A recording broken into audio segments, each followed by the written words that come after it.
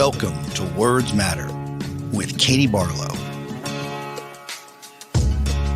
Welcome to Words Matter. I'm Katie Barlow. Our goal is to promote objective reality. As a wise man once said, everyone is entitled to their own opinion, not their own facts. Words have power, and words have consequences.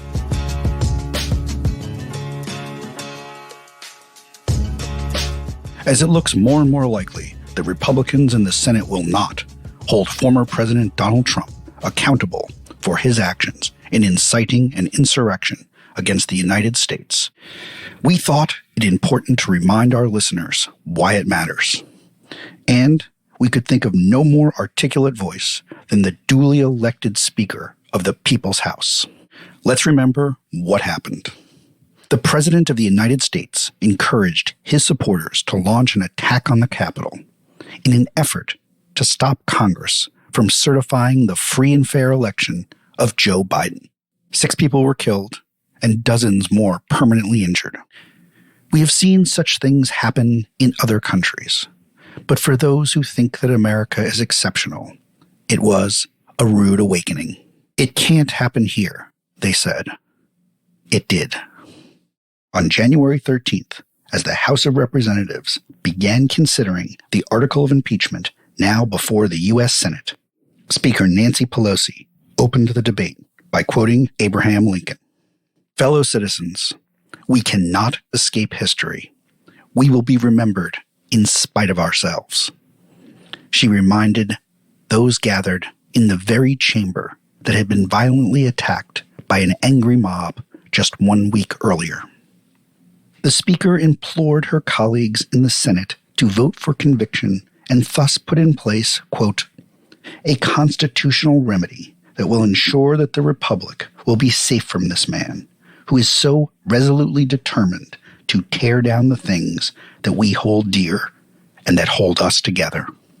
The Speaker also reminded us that words matter. Truth matters, and accountability matters. We could not agree more. Let's listen to Speaker Nancy Pelosi's case for holding former President Trump accountable for his words. Thank you, Madam Speaker. I thank the gentleman for yielding and for his leadership. Madam Speaker, in his annual address to our predecessors in Congress in 1862, President Abraham Lincoln spoke of the duty of the patriot in an hour of decisive crisis for the American people. "Fellow citizens," he said, "we cannot escape history. We will be remembered in spite of ourselves. No personal significance or insignificance can spare one or another of us. The fiery trial through which we pass will light us down in honor or dishonor to the latest generation. Even we here," he said, "hold the power and bear the responsibility." In the Bible, St. Paul wrote, "Think on these things." We must think on what Lincoln told us. We, even us here, hold the power and bear the responsibility.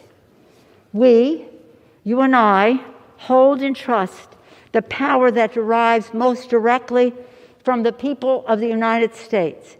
And we bear the responsibility to fill that oath that we all swear before God and before one another. The oath to defend the Constitution against all enemies, foreign and domestic, so help us God. We know that we faced enemies of the Constitution. We know we experienced the insurrection that violated the sanctity of the people's capital and attempted to overturn the duly recorded will of the American people. And we know that the President of the United States incited this insurrection, this armed rebellion against our common country. He must go. He is a clear and present danger to the nation that we all love. Since the presidential election in November, an election the president lost, he has repeatedly lied about the outcome, sowed self-serving doubt about democracy and unconstitutionally sought to influence state officials to repeal reality. And then came that day of fire we all experienced. The president must be impeached, and I believe the president must be convicted by the Senate, a constitutional remedy that will ensure that the Republic will be safe from this man who was so resolutely determined to tear down the things that we hold dear and that hold us together. It gives me no pleasure to say this. It breaks my heart. It should break your heart. It should break all of our hearts. For your presence in this hallowed chamber is testament to your love for our country, for America, and to your faith in the work of our founders to create a more perfect union.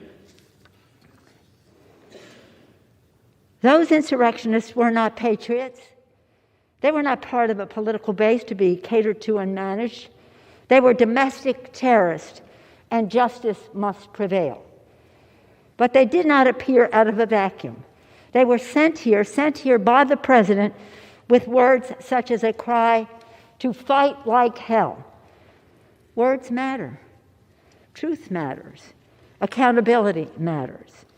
In his public exhortations to him, the president saw the insurrectionists not as the foes of freedom, as they are, but as the means to a terrible goal, the goal of his personally clinging to power, the goal of thwarting the will of the people, the goal of ending in a fiery and bloody clash nearly 2.5 centuries of our democracy. This is not theoretical, and this is not motivated by partisanship. I stand before you today as an officer of the Constitution, a Speaker of the House of Representatives. I stand before you as a wife, a mother, a grandmother, a daughter whose father proudly served in this Congress, Thomas D'Alessandro Jr. from Maryland, one of the first Italian Americans to serve in the Congress.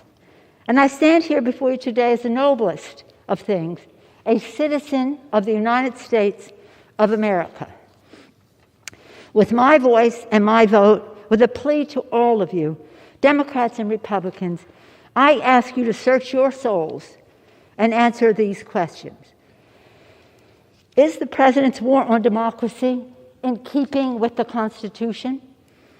Were his words an insurrectionary mob a high crime and misdemeanor? Do we not have the duty to our oath to do all we constitutionally can to protect our nation and our democracy from the appetites and ambitions of a man who has self-evidently demonstrated that he is a vital threat to liberty, to self-government, and to the rule of law? Our country is divided. We all know that. There are lies abroad in the land spread by a desperate president who feels his power slipping away. We know that too. But I know this as well, that we here in this House have a sacred obligation to stand for truth, to stand up for the Constitution, to stand as guardians of the Republic. In a speech he was prepared to give in Dallas on Friday, November 22nd, 1963, President John F. Kennedy was to say, "We in this country, in this generation, are, by destiny rather than choice, the watchmen on the walls of world freedom. We ask, therefore, that we may be worthy of our power and responsibility." That we may be worthy. President Kennedy was assassinated before he could deliver those words to the nation, but they resonate more even now, in our time, in this place. Let us be worthy of our power and responsibility, that what Lincoln thought was the world's last best hope, the United States of America, may long survive. My fellow members, my fellow Americans, we cannot escape history. Let us embrace our duty, fulfill our oath, and honor the trust of our nation. And we pray that God will continue to bless America. I thank you, Madam Speaker, and yield back. Thank you for listening to Words Please rate and review Words Matter at Apple Podcasts or wherever you get your shows.